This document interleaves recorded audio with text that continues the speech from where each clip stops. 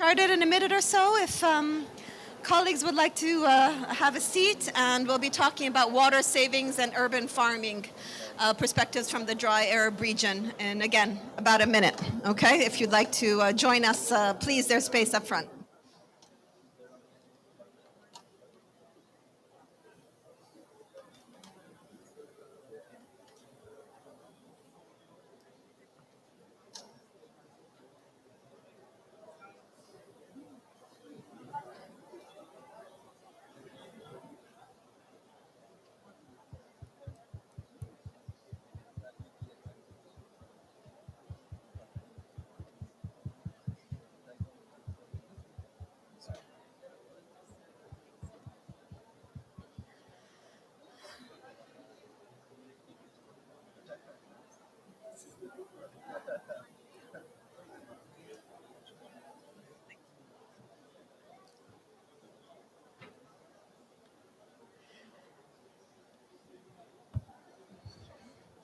Good afternoon, everyone. Esteemed guests and panelists, thank you for being with us today. I'm pleased to welcome you to this important conversation at the G20 Pavilion, focused on initiatives and tools to promote water savings in urban farming in the Arab region. This side event is convened under the auspices of the Adaptation Fund project, increasing the resilience of both displaced persons and host communities to climate change-related water challenges in Jordan and Lebanon. UN Habitat is the lead implementing entity of this project, and the Ministries of Environment of Lebanon and Jordan serve as co-chairs of the Regional Steering Committee overseeing its implementation. ESQA, my name is Carol Shushani Sherfain. I lead the Climate Change Center at ESQA. ESQA is charged with implementing the project's knowledge management strategy. The project is supported by other executing agencies such as UNICEF, national coordinators, local authorities, and project partners in the two targeted countries, Lebanon and Jordan, who we'll hear from today. This Adaptation Fund project also includes an important urban farming element in the form of development of permaculture, demonstration sites, which we'll hear more about shortly, and the promotion of treated water use for irrigation in this water-scarce region. Indeed, the vast majority of our population in the Arab region lives in water-scarce countries. And according to projections from the ESQA Regional Initiative for the Assessment of Climate Change Impacts on Water Resources and Socioeconomic Vulnerability in the Arab region, RICAR, the occurrence of extreme weather events such as drought, floods is also increasing, along with temperature and changing precipitation patterns. With the agricultural sector being, of course, the largest consumer of freshwater resources in the Arab region, and thus addressing innovation and water scarcity is very important, especially in the agricultural sector. We're seeing advancements in this key area, such as drip irrigation, sprinklers, water-efficient crop selection, and the innovations that we're going to hear today. So I'm not going to spend any more time because we started a little bit late, but what I'm happy to advise is that we will have two sets of presentation. First, starting with some technical presentations of about 10 minutes each from our colleagues here, who I'll introduce. We'll open for a bit of Q&A and then go into the policy dimensions, particularly from Lebanon, to talk about how they are using these innovative approaches and other aspects to promote sustainable urban farming. So without further ado, I'd like to introduce Dima Al-Tarab, who's the country director for UN Habitat Jordan. Dima is an experienced architect and urban planner with more than 20 years of experience in urban development. She's been managing the UN Habitat program in Jordan since 2018. Her role with Habitat is focused on both policy advocacy and on the ground action, with a special focus on climate change, urban resilience, and inclusive public spaces, along with SDG localization and collaboration on this partner. So without further ado, Dima, would you like to share with us your insights?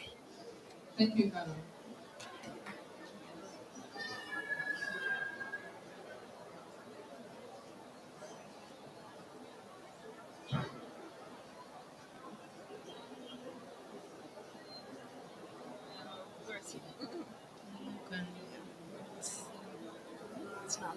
Um, I don't know where the tab is from the top. Got your own?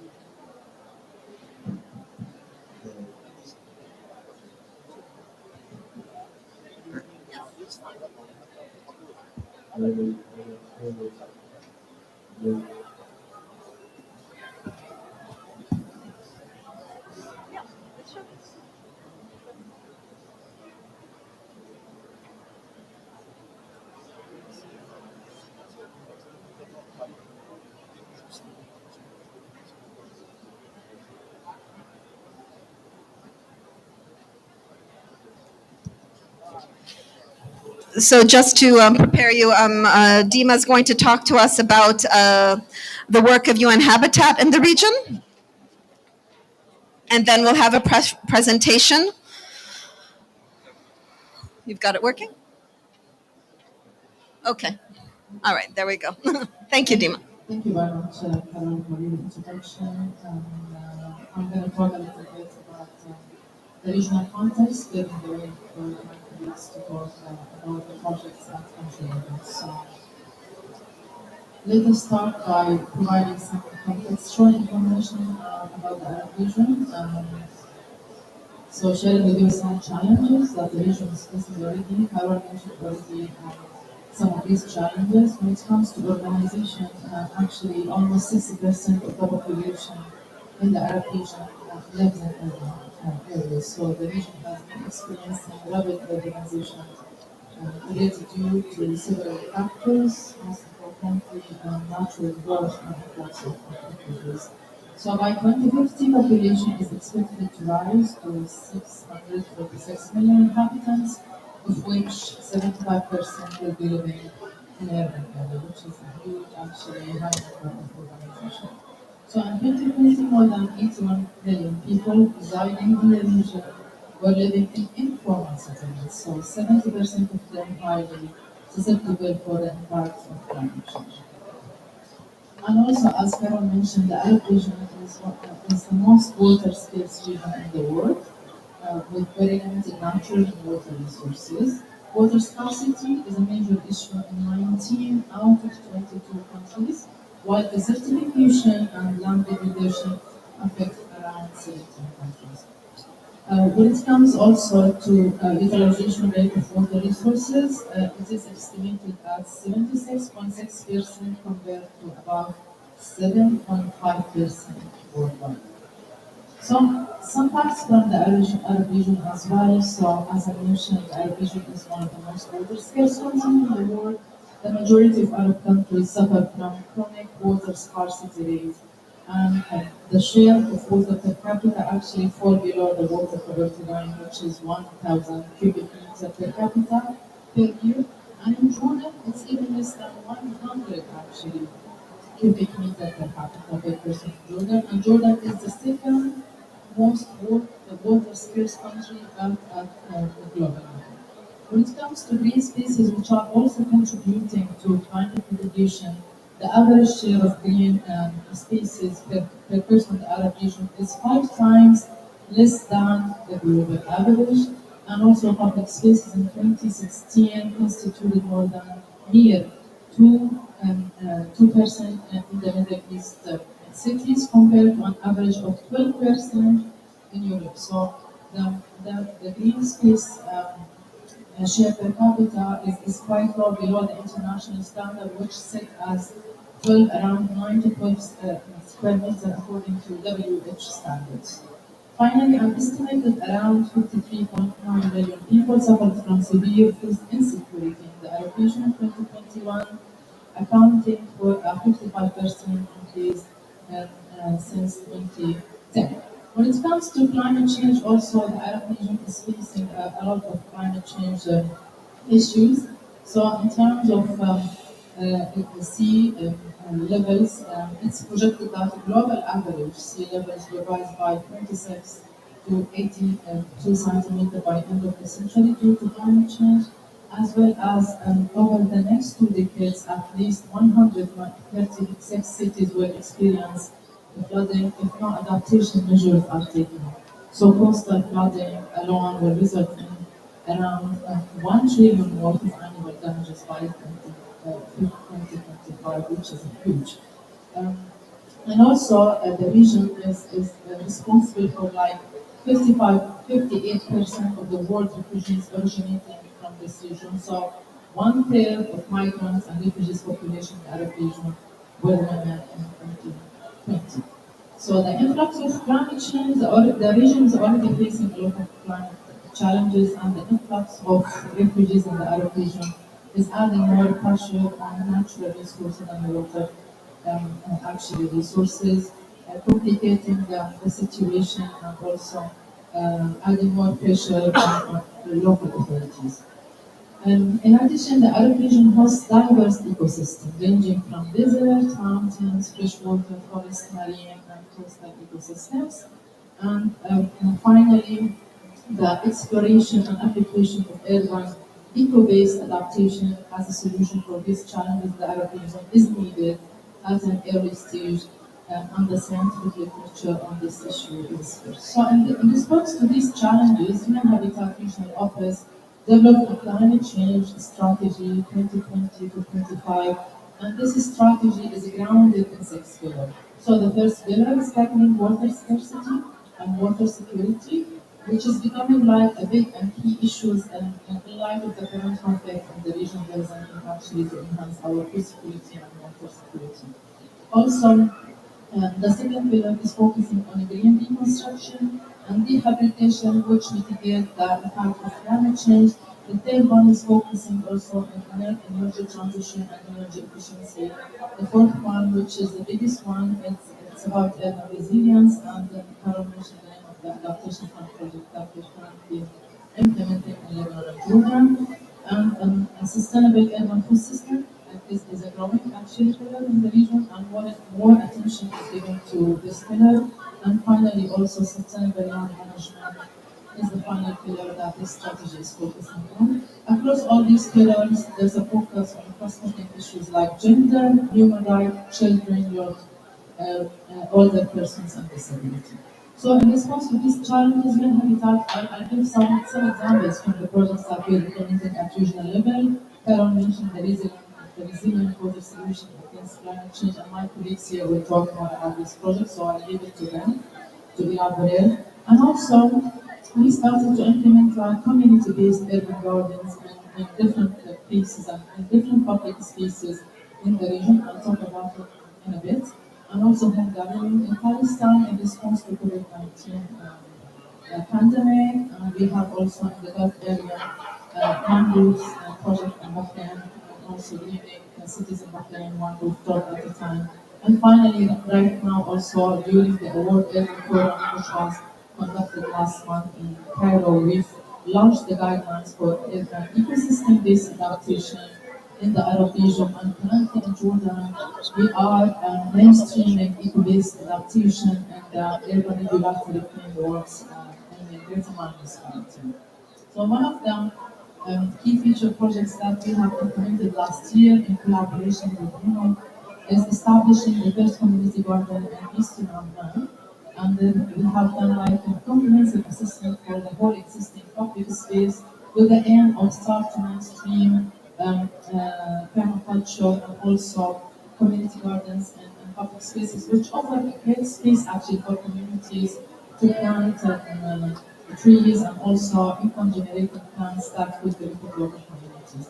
So in this picture, you can see the greenhouse that we established with the local communities, and when we started to grow like these plants, including siege, asimam, income-generating plants that could really enhance access to food security. And also, in addition to this greenhouse, we implemented like a mushroom house. We also provided vocational training on how really to run and operate these community gardens and also start to produce mushroom for market purposes. This is one of the projects that we implemented in an area that is largely actually hosting Syrian refugees. And also these are some scriptures for the local communities that we have engaged in co-designing our public space. So local communities have been actually engaged in the way that we design these public spaces in order to respond to the local challenges.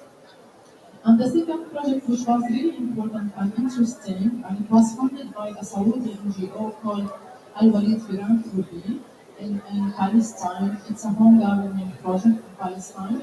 And this project actually was aiming to improve livelihood of households and improve mental and physical health and well-being of individuals during COVID-19 lockdown. So this has been implemented on the rooftops of Palestinian actually cities, and it aims also to enhance social cohesion among and interaction with the family, and also introducing technological innovation, which is the whipping bit, which is one way of saving actually water and cooking water. In addition to that, we have produced a lot of knowledge-based materials on how to establish community gardens, how also to introduce agricultural students at university level to the concepts of permaculture, and my colleague Karen will talk a little bit on this, and also we produced sustainable agriculture in arid area along with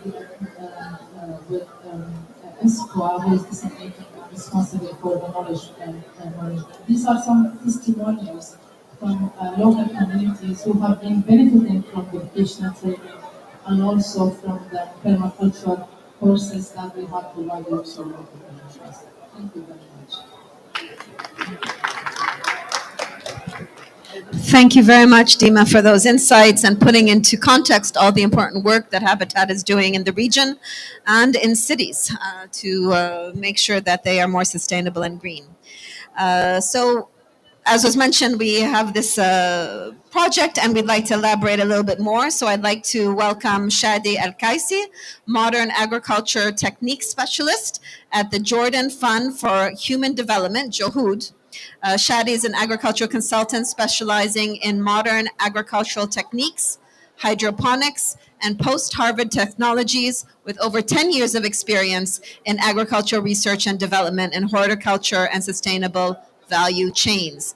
He has managed large-scale agricultural projects focusing on promoting sustainable farming and enhancing agricultural productivity through innovative techniques. This presentation will be delivered in Arabic. It's about 10 minutes, but I know that if there's discussion afterwards, Shadi, you can respond to questions afterwards in English, correct? So please, over to you, Shadi, to share with us your insights. Good evening, everything. I will be speaking in Arabic. So maybe, can you use the translator? مساء الخير جميعا. أنا اسمي شادي القيسي، مهندس متخصص في تقنيات الزراعة الحديثة من الصندوق الأردني الهاشمي للتنمية البشرية. في البداية أنا بحب أشكر زملائنا في UN هابيتات اللي أتاحوا لنا الفرصة لنشارك في هذا الإيفنت القيم. شكرا.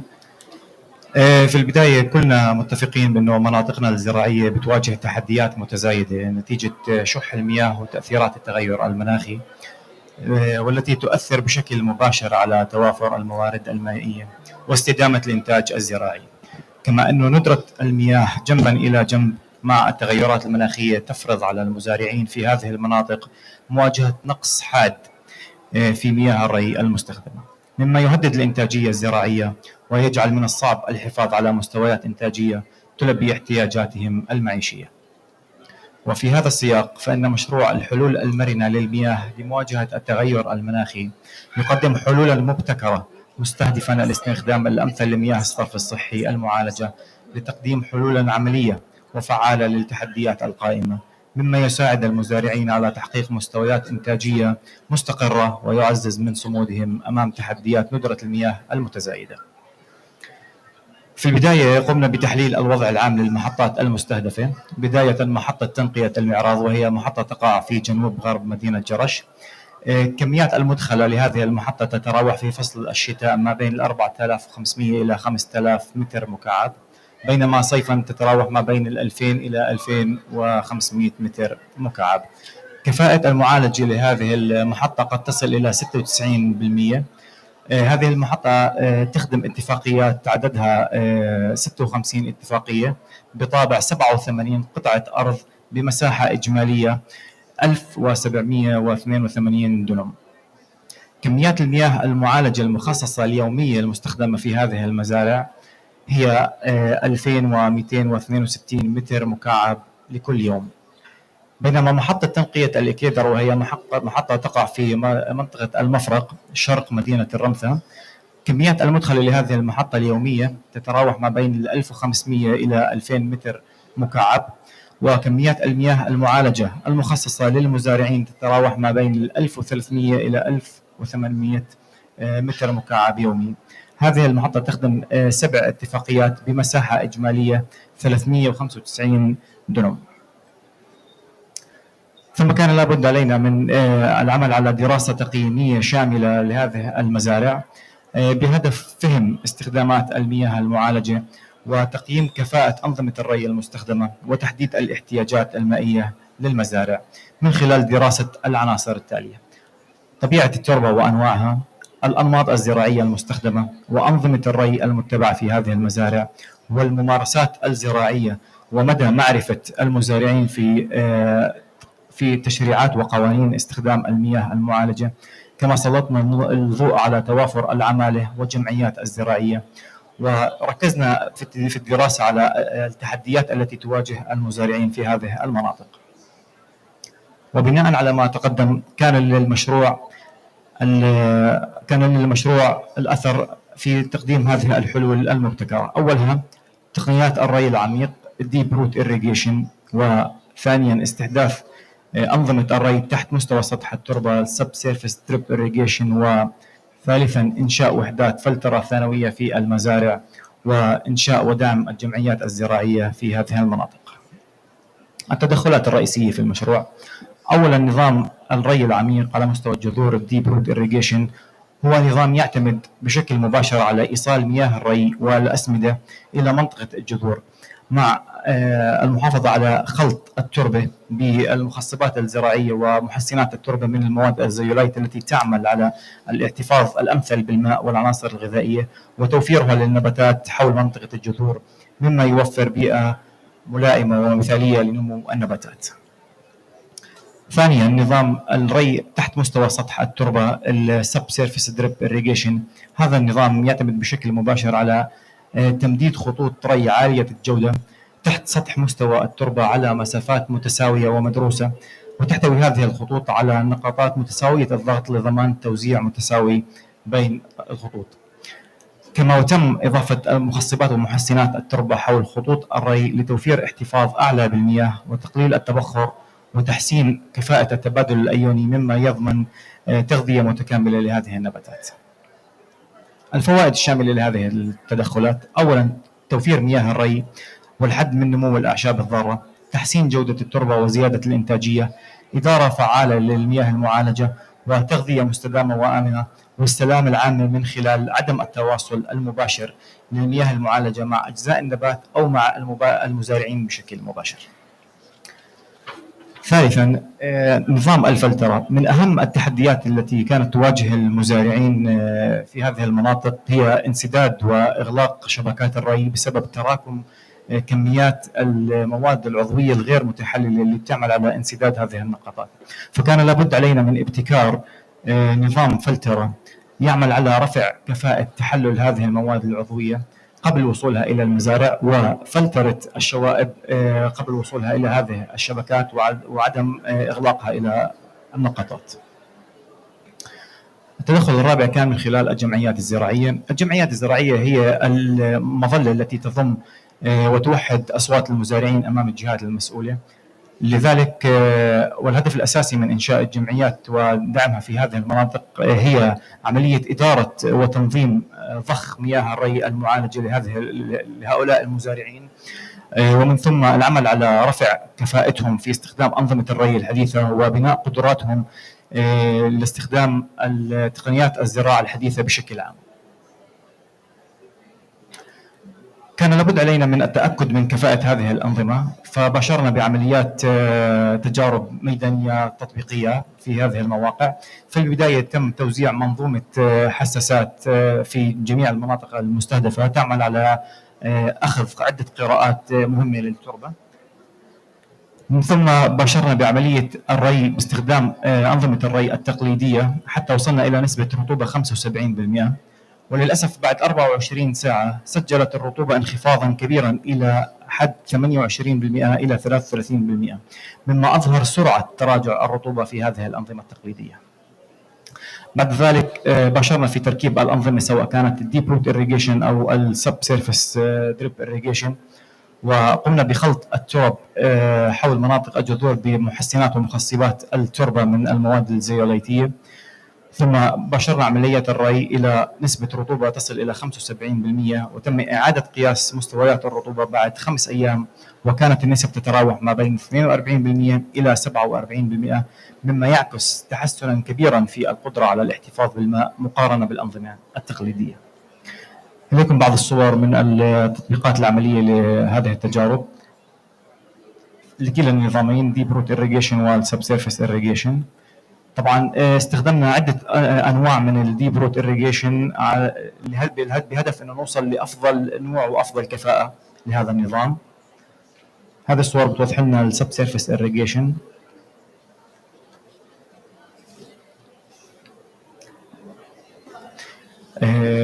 وكما حضراتكم بتلاحظوا الفرق الكبير ما بين نسب الرطوبة المقسمة على فترة 5 أيام ما بين الأنظمة المستحدثة والأنظمة التقليدية.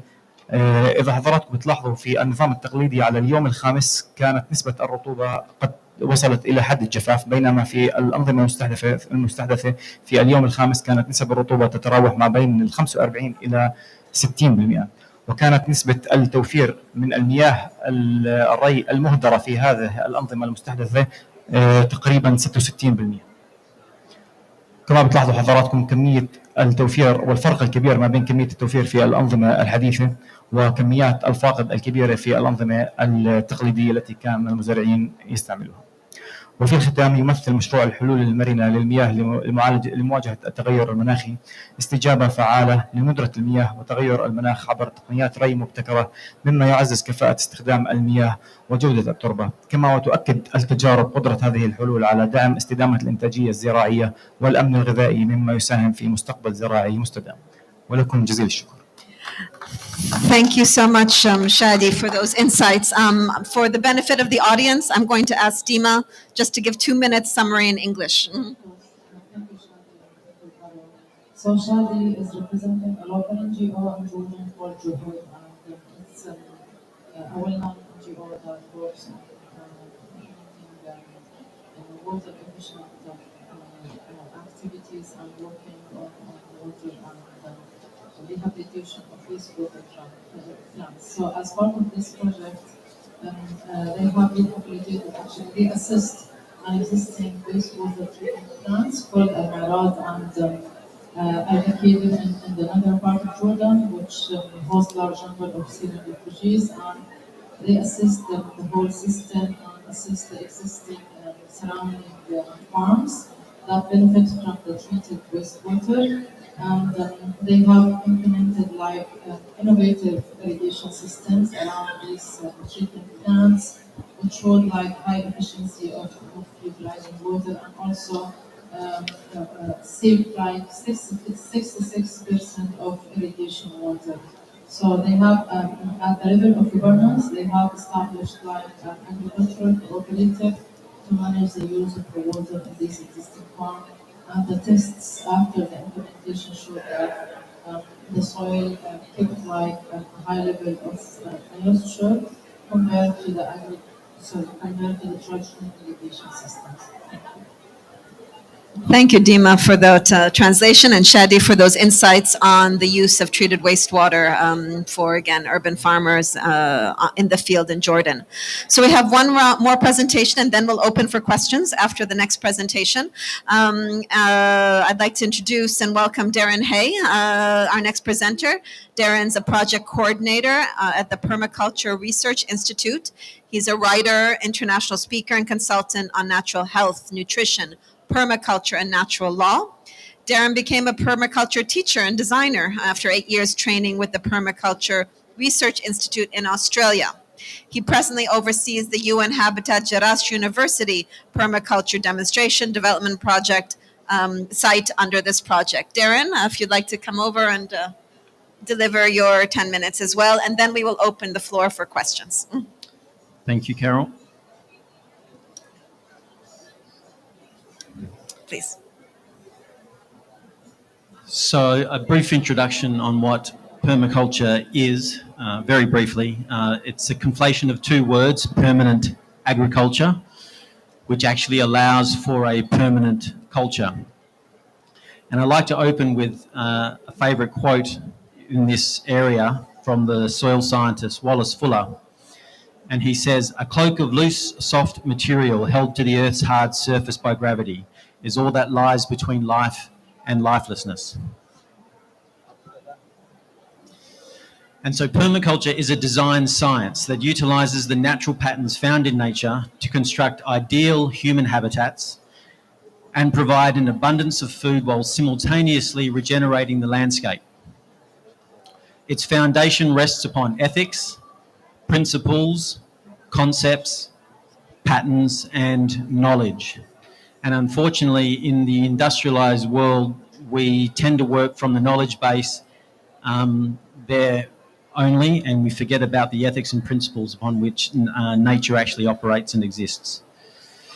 So knowledge encompasses strategies and techniques applied to the different worldwide climate patterns so that we may manage entropy in the ecosystem, which leads to regeneration. We harvest, conserve, and direct water, rebuild and preserve the soil, and provide high-quality food for everybody. One of the tenets of permaculture is that everything gardens. And what that means is that everything that exists must procure its food. And in the process of procuring its food, it has to modify the landscape so that it may eat. And in doing that, it produces products for itself, and it also produces wastes in changing the landscape. But in nature, everything becomes a positive resource.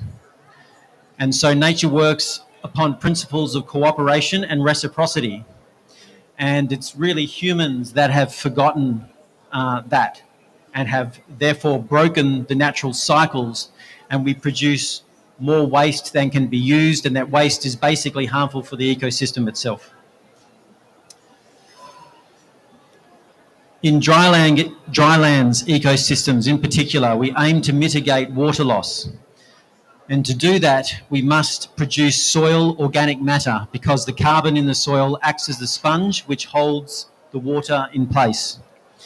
To do that, we must compost, which we can make ourselves. We can mulch, which we can either import or we can grow it on site. We provide ground cover, so a living root net. We also must provide shade. We must provide wind buffering.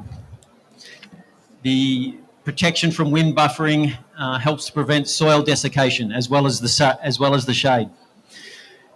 The wind can also be used as a deposition system, so we can collect organic matter that is otherwise lost as it's blown across the landscape. And we can do that using earthworks to modify the landscape. And those earthworks can also be used to harvest water. There's just an example. Those trees that you can see that have been pollarded, which means they've had the crowns cut off them. Those crowns are then mulched, put through a basic wood chipper, and we provide organic matter and a covering for the soil.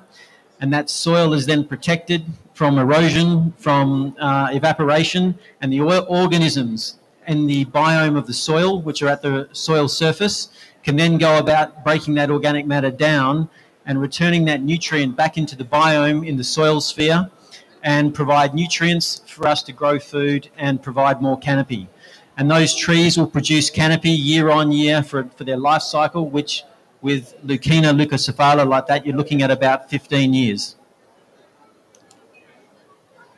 There's an example of a landscape that has been treated with an industrial monocropping philosophy. You can see what has happened to the landscape. It has lost its topsoil.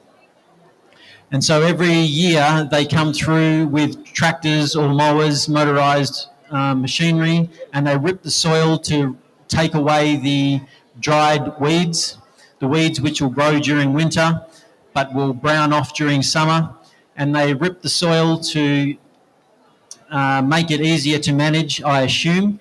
But what you're left with when the rains come back and that bare soil has been exposed to the sun, the structure of the soil has been lost, and with the first rains, that topsoil gets washed away year on, year out, and it ends up in the lowest point in the ecosystem, and we have now a rocky landscape that doesn't produce much food at all. So these are examples of how you can design using the natural patterning of the landscape. The natural patterning of the landscape starts with climate, and the climate shapes the landscape, gives it a topography, and the topography is a landform that allows water to naturally flow and move across the landscape. And using certain earthworks structures, you can harvest that water and you can direct it, you can capture it in the landscape, and then you can use that captured moisture to plant appropriate tree species and then start to regenerate the landscape. And from there you can grow food. So every forest has a natural succession pattern, and there are certain elements in the forest that must be included for the forest to be a proper ecosystem and to provide the nutrients with the different elements in that biosphere and for it to thrive. And if you understand that pattern and you can replicate it and you can put it into place or onto ground that has been properly designed and patterned, where moisture has been held, then that forest can be regrown very quickly. So the Permaculture Research Institute created the Greening the Desert project around 2007 in Jawasri village near South Shuna in Jordan. It's on about 3 to 4 dunums of land where we demonstrate arid permaculture principles. We've introduced backyard gardens into the local area, teaching settled Bedouin to grow food using permaculture principles through garden bed design combined with alley cropping techniques. We build soil providing nitrogen and carbon naturally, that's soil fertility, and using drip irrigation to conserve as much water as possible. No pesticides are used. This preserves life and the structure of the soil. These projects have been achieved with the aid of organisations such as Muslim Aid Australia, Enduring Harvest, NAWA, and private donations managed through PRI Australia and implemented through Permaculture Sustainable Consulting. Our present project involves the implementing partner UN Habitat and Jurash University. The demonstration site exists by modifying conventional agriculture practices. So we have taken 1 dunum of olive orchard, which is just a monoculture crop, and we have converted it to a polyculture system. We have taken a polytunnel growing system and integrated into it a chicken composting system and worm farming, otherwise known as vermicompost. And we have also set up a commercial composting operation using natural inputs only. So no chemicals, no pesticides are used in this system. And you can see the results over time that it certainly works. You don't need pesticides, you don't need artificial fertilizers, but you do need some type of fertilization which we can create on site. So the aim is to demonstrate how permaculture can directly influence commercial growing operations using natural methods of fertilization and drip irrigation to reduce water use with strategies to improve soil care.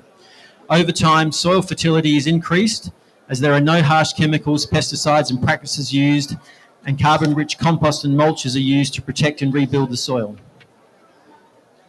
So that's an example, vermicompost, harvest produced, and you can see how lush and green the growth is. No artificial fertilisers, no pesticides are used. The project also involves community education at the local level through both theoretical and practical classes, and we are actually about to kick off another 5-day round of workshops for the community in the Jeddah region.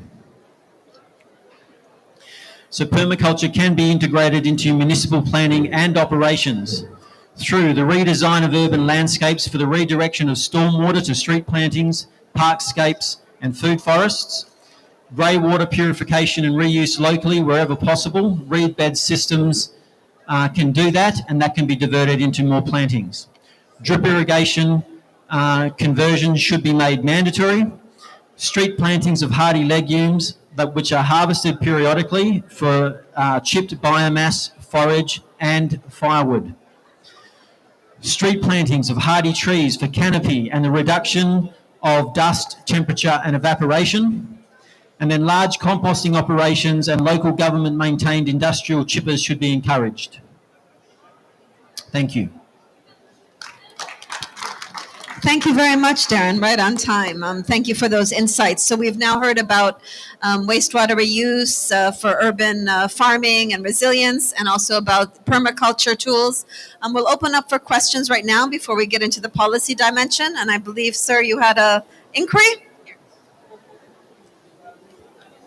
Thank you so much. My question to my Arabic, شادي. أنا بشكرك على العرض بتاعك والتجربة بتاعتك والنتائج أو الشغل اللي أنت عملته ده. أنا مش عارف أنت راجعة، أنت مدخل تو فاكتورز، واحد راجع لتقنيات الري وواحد التاني راجع للزايلايت. هل الزايلايت النتائج راجعة لتغيير سيستم الري، هل من سيرفيس لدريب لكذا، ولا راجع للمادة الزايلايت؟ I can by English. My question that for my friend, these results for this study according to the system for irrigation or using the xylite material around the root system. Thank you so much. شكرا يا دكتور. Would you like to just introduce yourself, just a second? علاء الدين عمر، بروفيسور جنج فيصل يونيفرسيتي. أهلا. شادي. اولا بشكرك على السؤال جدا مهم وجدا ممتاز، لانه العوامل الاثنين هم بيكملوا بعض ولكن ما بتقاطعوا مع بعض. الهدف من الزايولايت اصلا عشان احنا نحسن to improve the soil characteristics. فالهدف من الزايولايت هو تحسين خصائص التربه بحد ذاتها كتربه. هذا الهدف من الزايولايت، ورفع كفاءه الاحتفاظ بالمي برضه هذا عامل اساسي، بانه خلطنا الترب مع الزايولايت موجود. احنا خليني احكي لك شلون. صح كلامك مزبوط، وكلامك اللي اشتغلنا عليه، احنا ما اشتغلنا على تجربتين، اشتغلنا على 3 تجارب منفصلات. التجربة الأولى كانت نظام الري التقليدي والتربة التقليدية كما هي.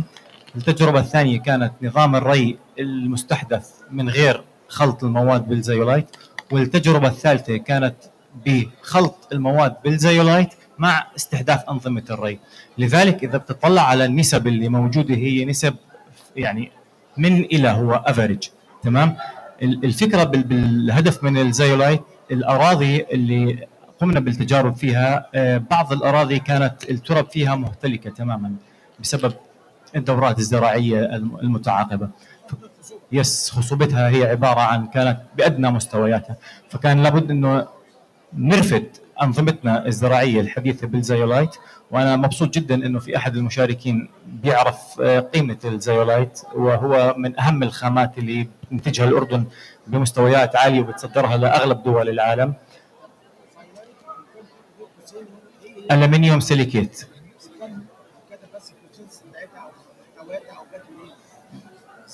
نعرف بس الماتيريال جايه منين.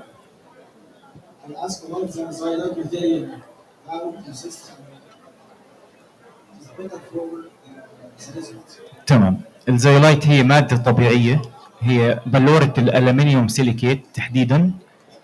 الزايولايت 54 نوع في العالم. بالأردن موجود منه الفيليبسايت شابازايت زايولايت، موجود تحديدا في مناطق الشرقيه من الاردن، تحديدا في مناطق اسمها الصفاوي. يس، منتج محلي، لذلك احنا حبينا يكون هو جزء من عمليه التنميه المحليه يعني رفع من كفاءه المقدرات الوطنيه عندنا. الزيولايت هو برجع بحكي لك هو بلوره الالمنيوم سيليكيت. الزيولايت عنده قدره هائله جدا على رفع كفاءه الووتر هولدنج كاباسيتي بالتربه والكاتيون اكسشينج كاباسيتي. هو عنده قدره كبيره بانه يرفع من كفاءه التبادل الايوني ما بين النبات وما بين التربه. هذا الهدف اللي خلطنا فيه الزيولايت. الهدف الاول انه نحافظ على الرطوبه، ولكن مش هو الهدف الاساسي. هدفنا الاساسي بالحفاظ على الرطوبه هو استخدام الانظمه الري الحديثه، لانه احنا فعليا حسب عده قياسات ويمكن حضرتك بتأيدني فيها عمليات التبخر بتتجاوز ال 35% بالمتوسط، وعندك عمليات التسرب في الارض برضه في لها نسبه كبيره. فمعناته انا من كل 1 لتر بروي فيه النبات النسبه اللي بيستفيد منها النبات لا تتجاوز من 20 إلى 30%. Thank you. Thank you, Shadi. Thank you for the question. I'll open for one other question if there's anything, so we can, please, sir. Thank you very much for the presentation. I'm Dr. Awadallah, consultant at the National Center for Vegetation Cover and Combating Desertification. بالعربي هذه نتائج ناجحة أو ممتازة. This experiment very successful with good finding. What is the next, and what about the dissemination and the publication of this result? So that many others or many authors or scientists or countries can benefit from this very well and good experiments. This is question or this comment not for only for Sharif, Shahid, not for also the another we saw many good findings. We need to benefit from these findings worldwide. Now we are sharing here this knowledge in the COP16, but we are few people here, not all the world. How can this result reach the stakeholders? Very good point. I'm going to let Darren start. Shadi, if you want to say, and I'll mention just the knowledge hub that we're setting up. But Darren, how do you get the information out? And you're at the university also. How are you? Well, permaculture was started in the late 1970s and started to be pushed out there more in the 80s. But so it's taken us a long time to get it this far. But all I can say is we just keep showing up, and we do events like this. We put it out on social media. It's reaching a larger and larger audience every year, and it's getting more and more accepted in the mainstream. A lot of people would think, or used to think, that permaculture was just about hippies growing vegetables in the back garden. But it's a design science, so it's a lot broader than that. And it's events like this where we start to demonstrate that there's a lot more to it. And it's getting more accepted now with the larger organisations that there is actually some substance to what it can offer. So it's just a matter of time.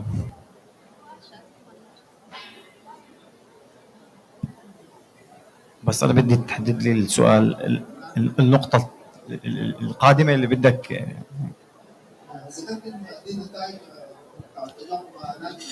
تمام.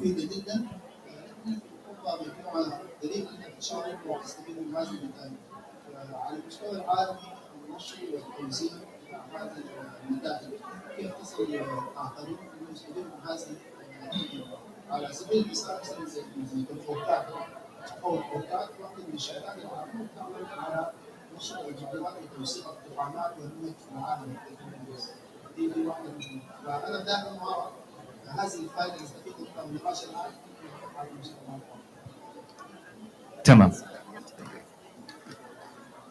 احنا في البدايه حتى تجاربنا كانت تكون بالشراكه مع عده منشآت محليه او مؤسسات مجتمع محلي عشان نعمل كاباسيتي بيلدينج لهذول الاشخاص اصلا انهم يتعرفوا على هاي التقنيات الجديده تعاوننا برضو مع وزارة الزراعة واعطيناهم النتائج اللي احنا وصلنا لها وكيف الآلية جمع الداتا اللي اخذناها وشو منظومة السنسورز اللي اشتغلنا عليها وحصلنا هاي الارقام. من ثم احنا الجمعيات، هذا الهدف الاساسي من الجمعيات اولا، انه احنا النتائج هاي نعممها بشكل اكبر على سواء على مستوى المجتمع المحلي او على مستوى الاقليم بحد ذاته. لذلك احنا مشاركين معكم اليوم عشان نشارككم بعض هذه التجارب. يعني هاي اول خطوه من مشاركه المعلومه انه احنا موجودين معكم حاليا. Thank you, Shadi. Dima, do you want to mention Yeah, I something? want to just add that in addition to these tangible measures, we're providing and mainstreaming the principles of permaculture in university curricula. So Darren and his team also is providing like online course of permaculture to more than 200 agricultural students in the same university. So what we're trying to do is to mainstream that in the education, so the new generation, the youth can be learning about the concepts of permaculture. So this is one way of disseminating the knowledge. And also we created a community of practice through which we're disseminating also the best practices to a wider audience. Yeah, thank you, Dima, for mentioning that. After this, you're welcome to contact us. We can have you join. It's a WhatsApp group. We inform each other on developments, and you could join this community. It's growing every day. Let's get down to the next component of this side event that really talks about the policy frameworks and aspects. I'd like to welcome Dr. Salam Darwish. He's advisor to the Minister of Agriculture in Lebanon and responsible for coordination with international organizations such as the WFP, FAO, Habitat, ESQA, AFSD, etc., and other national organizations on agricultural development projects. He's also a professor at the Faculty of Agriculture at the Lebanese University. He'll be sharing with us some policy instruments and needed to facilitate the transition to better water resilience and land productivity in the dry Arab region. Please, Adam. Hello, everybody. First, I would like to thank you and Habitat to give me this opportunity to present our presentation today here and also ESQA Lebanon. So, in fact, we have seen till now some technical, if you want, presentation. Now we are going to move to something to politics related to instruments that can be used to facilitate our transition. In fact, as you know, the main challenges, our colleague Dima make an overview regarding the Arab world, so we are not going to repeat everything, but I will also explain what are the main challenges they are facing Arab countries and also worldwide, if you want, regarding this change. So first, we have change regarding social and economic factors, which mean by we have increasing population or high population growth in all countries. So it's important, the industrialization of all the sectors, even the agriculture one, and we have tourism and leisure. Second challenge is related to, because we have a growth population, so the needs become more and more. So we are obliged in all our sectors to increase our activities or to intensify. One of these sectors is agriculture activities, and when we talk about intensification, so we are talking about excessive use of inputs, fertilizer, or whatever, that will impact negatively the situation in all, if you want, issues. Of course, we have emerged the climate change now impact during the last decades. We are talking about a drought that will be common even in Occidental countries, not also in Arab countries.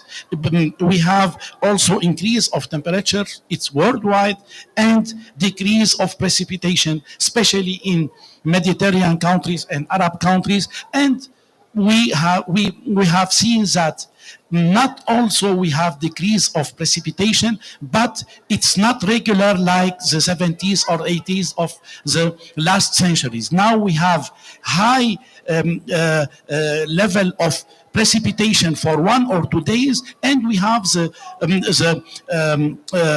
our remaining days of the month, they are sunny. So which mean farmers and agricultural activity, even industry, are obliged to use, if you want, pump water from issue.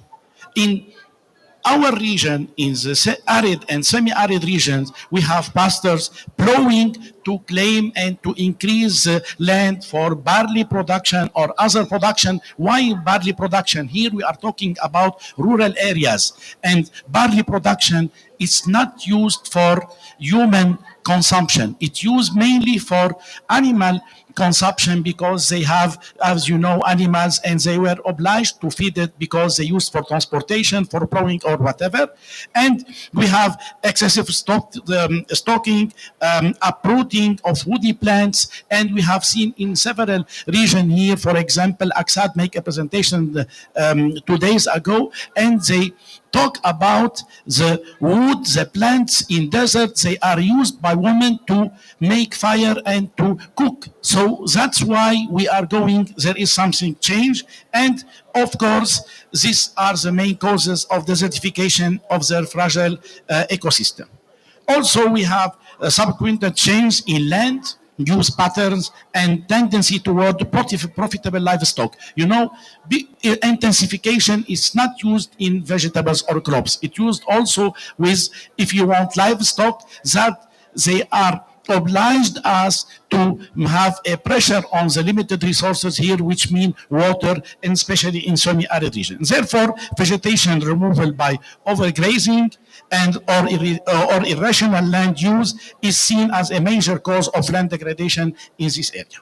So, just I want to give an example regarding what are the main challenges on water. In Lebanon, we have around 60% of agricultural water in Lebanon is wasted due to inefficient irrigation methods and deficient water distribution network. So it's something not negligible at all. We are talking about more than the half of water is wasted in canals, and whatever.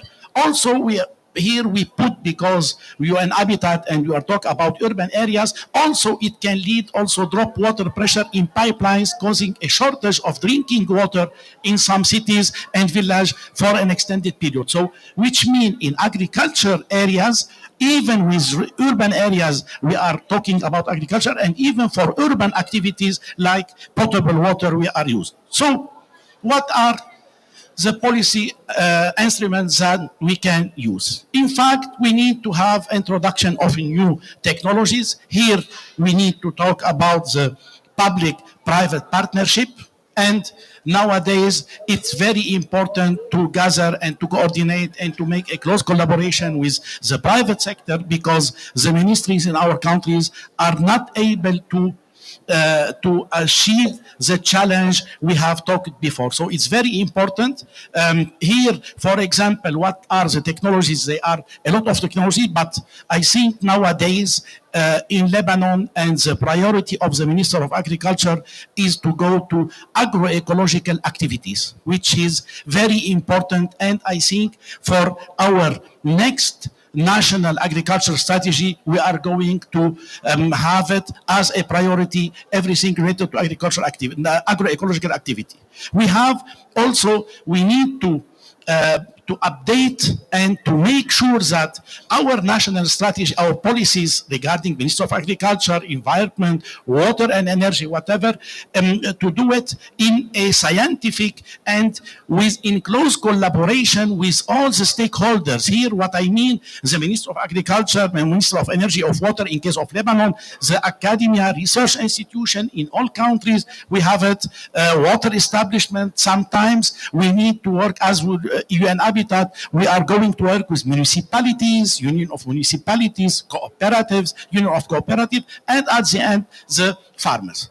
Regarding the policy instrument, you know, we need to to make sure that this also regional cooperation and regional coordination is very important to have what are the lessons learned from the project that have succeeded in other country. Not make a copy paste, but maybe to see it and to, because we have different culture, different tradition, but at least take the most positive issue or the result and take it on. So the pilot project, we have also the public sector, we have all in our countries in Arab world or whatever, we have ministries. So in Lebanon, in case of Lebanon and other countries, maybe construction of hill lakes that is the result of precipitation to gather the water, rainfall or snow in hill lakes, land reclamation, but in a good scientific way, taking into consideration the desertification and other issues. And we need also to promote the extension services for farmers, because in terms we can say, I would say it in Arabic and in English. In the development activity, we say al-insan huwa asma ra's mal.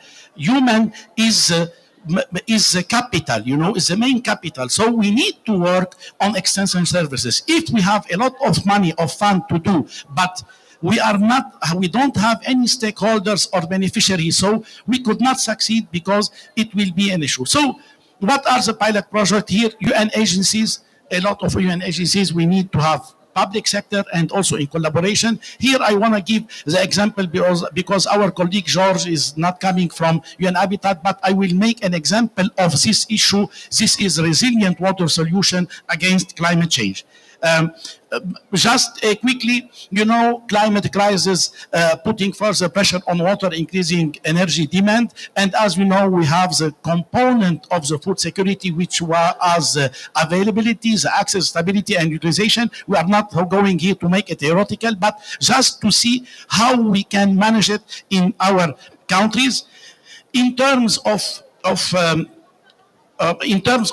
what we are going to do in Lebanon, we have a pilot project that consists of agrivoltaic project. Here with the municipality in Zahli, in central, in Bekaa area, we have a new idea that we are going to have agroecological nursery, and this nursery, it should be for native trees. Okay, and we are going to produce this year, the coming year in 25, 200,000 seedlings of native trees. And here, at least, I can show you just how we are going to save water in terms of rainwater. We are going to have around 668 square meters of water in terms of stock, and also we are going to use treated wastewater with other issue. I don't know, I just also, our colleague Darren talked about permaculture, but we have also a component of the project in permaculture, and we are cooperating with Lebanese Agricultural Research Institute. That is very important in this issue. Thank you very much. Thank you so much, Dr. Salam. Really a lot of insights and activities happening there. And I like your reference to the weather whiplash, what's happening right now in this field, the cold weather, it's just changing. And the emphasis on natural species and nurseries to make sure that native plants are part of our process for sustainable urban farming. I'd like to turn to our last speaker, definitely not the least. Please join us, Dr. Talal. Dr. Talal Darwish is the former director of the National Center for Remote Sensing in Lebanon. He was director of CNRS until 2024, and he teaches now soil science, soil fertility, and soil environmental problems at the Lebanese University. Is it up? Yeah. Okay, wonderful. Again, you'll have 10 minutes, and then we'll open for one question before we get to our esteemed closing, as we have the Deputy Executive Secretary of UN Habitat kindly joining us also for closing remarks. Thank you very much. Lebanon agricultural sector is facing increasing challenges due to the economic crisis of the country and the recurrent drought induced by climate change. However, some positive changes and can be possible, became possible due to the introduction of innovative solutions solving the issue of the use of renewable energy through agri-photovoltaic technique. Allow me to explore with you the potential of the use of APV in Lebanon and show its benefits, visibility, and recommendation for its adoption. Lebanese agriculture is a very fragile system. However, it is a vital activity for the country because it contributes direct 5% to national GDP, and another 5% are brought by indirectly by agri-food industry. The Lebanese agricultural sector holds more than 212,000 people of occupation. Lebanon is endowed with a relatively large amount of productive lands and climatic conditions allowing for the cultivation of diverse crops like fruit trees, olives, field crops, mainly wheat and potato and other vegetables, beside, of course, the livestock production. However, the economic crisis is exacerbated by three conditions, which are the lack of governmental support and financial support, and the rising cost of input, and the competition and climate change. The cost of production is associated with low water use efficiency at the national level. This is caused by the prevalence of traditional irrigation practices, furrow, macro sprinklers, and very limited territory irrigated with drip irrigation. A brief glance on the left graph figure shows that the Lebanese economy rely in more than 70% of GDP on service and tourism, which makes it a fragile system, and a very low portion comes from industry, manufacturing, and agriculture.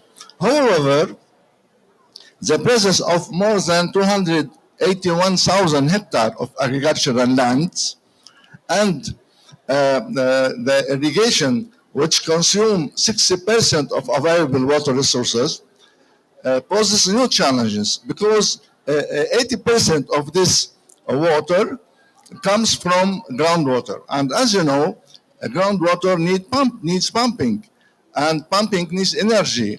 And the Lebanese statistics shows that 96% of energy used for the agricultural sector comes from fossil energy, and only 3% comes from hydropower, and not more than 0.35% come from photovoltaic. Therefore, there is a very large room for improvement here, especially if we connect the agro-photovoltaic system with the food, energy, water nexus, which both can bring added value to the Lebanese agri-food system with its complex value chain, as it secure more than 24% of total national employment. However, as mentioned before, the Lebanese sector is faced with several challenges, including the financial, the competition from neighboring countries, subsidy removal, etc. But the connection of agro-photovoltaic with the Wi-Fi nexus can secure higher water use efficiency, can reduce the use of fossil energy, and provide clean energy, and improve soil moisture because it reduces evaporation and the heat flux, and beside the efficient use of natural resources. This is very important as technology solution, especially if we couple the APV with the disseminated by the Silicon Project good agricultural practices at the national level. The global market of APV has been expanding, notably in Asia and Europe, and several large companies are investing and demonstrating the growing potential of APV because it provides a symbiotic relationship with the shade-tolerant crops, providing microclimate, reducing heat flux, and improving the market value. Three constructions are available, stilt-mounted, ground-mounted, and integrated system with the greenhouse production. Land suitability for the agri-photovoltaic in Lebanon was based on the use of remote sensing and GIS, and using layers like land cover, land use, soil conditions, topographic conditions, distance from source of energy, etc., shows the prevalence of suitable territory to be in Baalbek-Hermel area and in Bekaa governorate. However, there are some limitations related mainly to the capital investment and operational cost, besides some natural conditions of the territory, agricultural restriction, and land equivalent ratio for the visibility assessment. The results are shown here on the map, the spatial distribution of suitable area for agrophotovoltaic, revealing 70% of the territory in average as moderately suitable and 15% of the territory as highly suitable. But, yes, I am finalizing, but this requires some action from the government. Therefore, the project provided some policy recommendation to provide a pilot testing area to show the visibility and benefits, besides the development of a local business model involving farmers, developers, and relevant institutions, and of course, the provision of financial support and training and awareness to improve capacity building. In conclusion, the sustainable future for Lebanese agriculture is possible through the agri-photovoltaic implementation, presenting promising opportunity to revitalize Lebanon agricultural sector, enhance its resilience, and contribute to the country green recovery and restoration, as long as we are in the restoration pavilion. By implementing the recommended policies, investing in research, and fostering collaboration, Lebanon can unlock the full potential of APV and create a sustainable future for its farmers and its economy. Thank you very much. Thank you so much, Dr. Takat.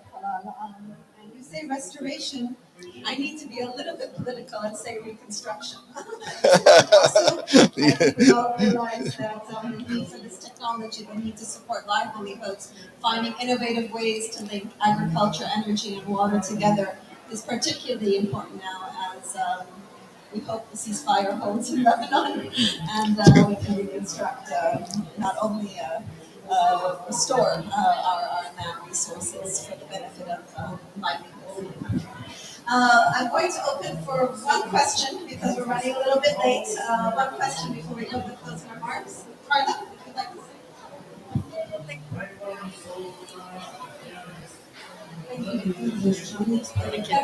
I come from the National Center for Scientific Research in Lebanon.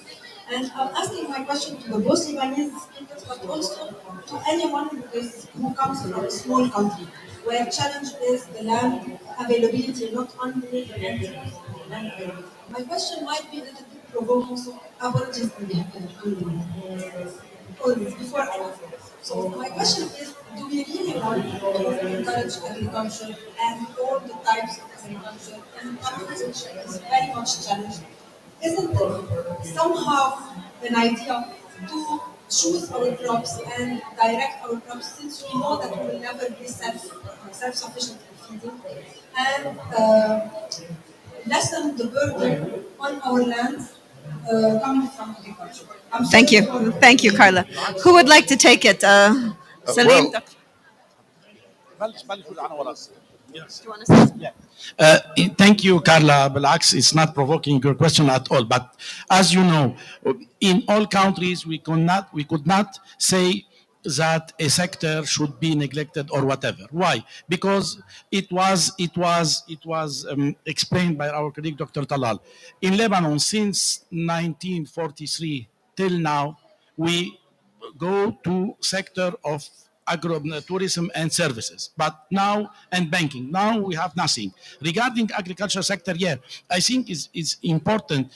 Nowadays, you see, we are encouraging farmers to go to added value crops, and these added value crops, in fact, with globalization, we can import a lot of foods. But in our country, from CNRS, we have a lot of microclimatic regions, so that we have these microclimatic areas. They are suitable for such a crop or whatever. Nowadays, you can see, for example, avocado or whatever, or subtropical fruit are growing well in Lebanon. So it's an added value for the country, for our local consumption, not consumption, and also for to export. So we are in change, and of course, as I mentioned, we are going to maybe to focus on agroecological activity that could benefit from the small area we have, and which are abundant, and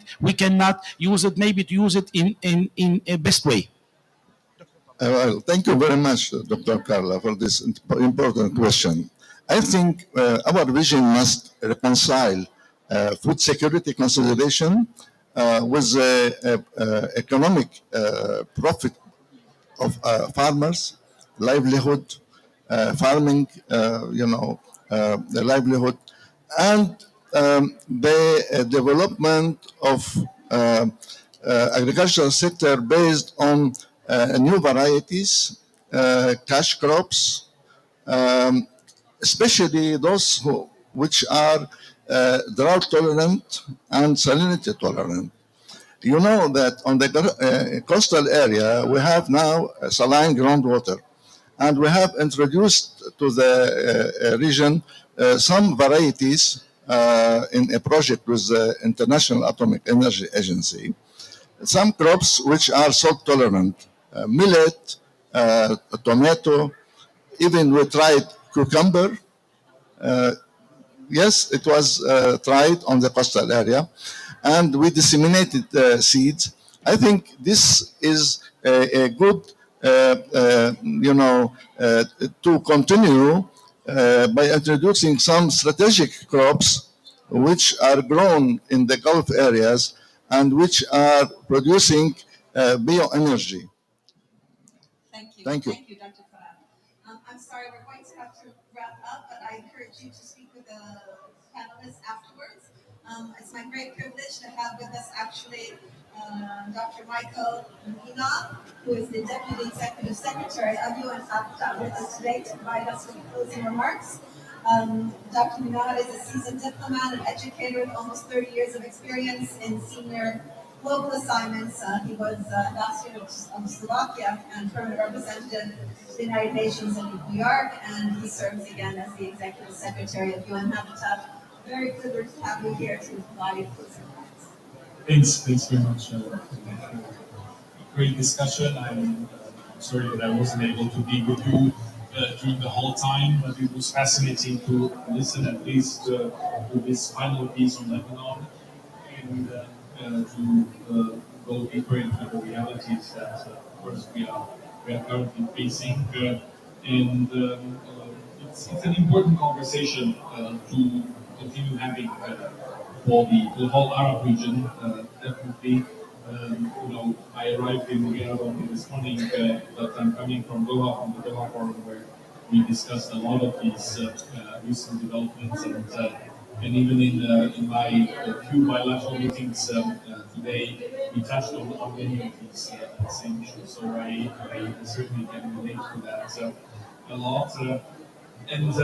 As we conclude today's session on water savings in urban farming and its crucial role in enhancing resilience in the drought region, I would like to really say that we are happy to be part of the discussions that are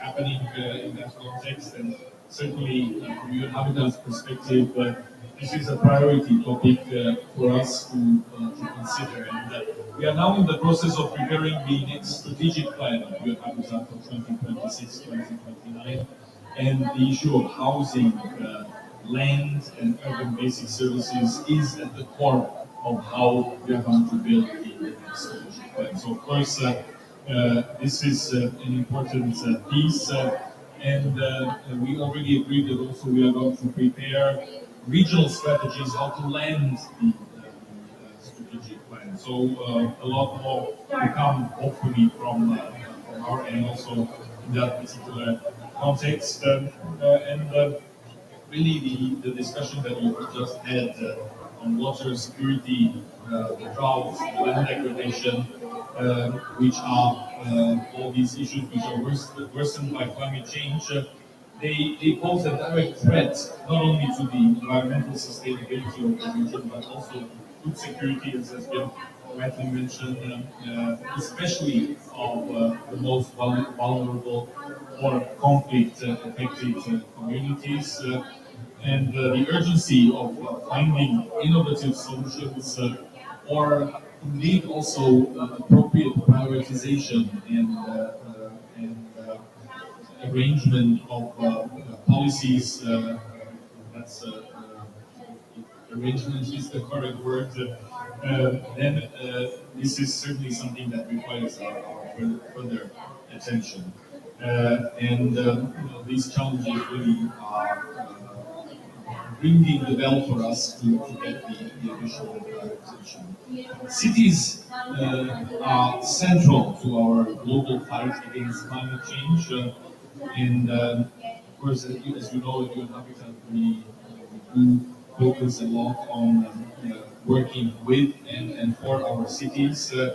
And rapid expansion of urban areas presents really significant challenges, but also it offers major opportunities, especially in the area of innovations and smart cities, looking for solutions that will set us up well for the future. And of course, for sustainable development, the urban areas of the future can become spaces for integrated solutions that combine nature-based approaches with sustainable practices. This is, of course, at the heart of our attention. And the water solutions, ongoing initiatives in Lebanon and Jordan are indeed a testament to the power of such integrated approaches, from the use of treated wastewater for irrigation to promoting permaculture and exploring the potential of agrivoltaic farming, just to mention indeed a few. Multi-level approach, we believe, is a must or is an imperative of today, engaging local, regional, and national stakeholders to work together, because this is the only way that we can really achieve appropriate results.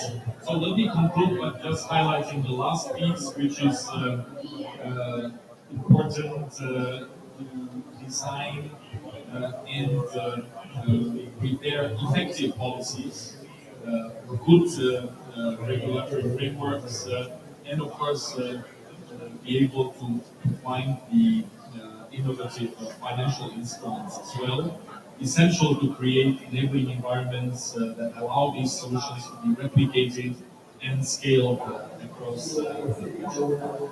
We are partnering very closely with ESPAM, and thanks very much for that cooperation, not only for this session, but of course in discussing important policy choices and also practical solutions that we can offer to countries, but also to local and regional governments.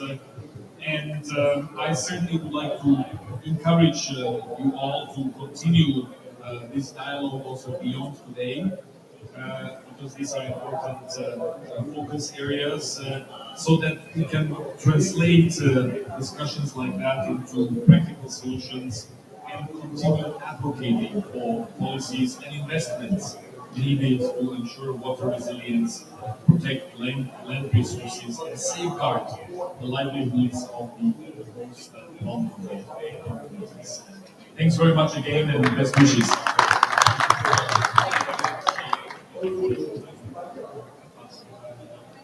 Thank you so much, Dr. Lar, for being with us. Thank you to the panel. Thank you to Dima and Abinab from also country director of our Lebanon office here at UN Habitat.